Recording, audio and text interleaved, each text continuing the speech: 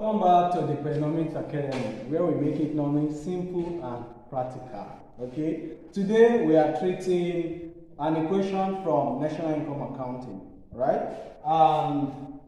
What we have here is giving consumption equal to 204 million plus 0.5 of income. The question says derive a saving function and also use the saving function to derive the consumption function again to determine if it's correct. So we're using our consumption function, which is already given, to derive the saving function and also use the saving function to derive back the consumption function. This equation is simple. Solution. I want you to remember that when you have income, money in your hand, if you deduct a certain amount of money that you want to spend, what you have left is the savings. And also, when you deduct savings, what you have is consumption.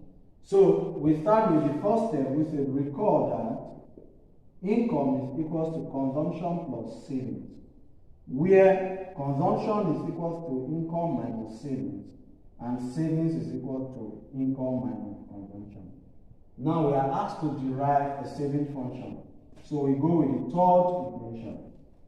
So now we have S equals to Y minus. Our saving function is given as 204 million plus 0.6Y. Now we open the bracket. We have X equals to Y. This time this will give you minus 204 million. And this time this will also give you minus 0.6Y.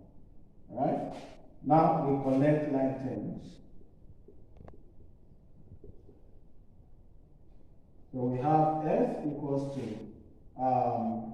minus 204 million plus Y minus 0.6Y. These are like terms.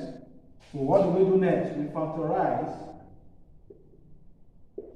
So factorizing, we have S equals to minus 204 million plus 1 minus 0.6 of Y.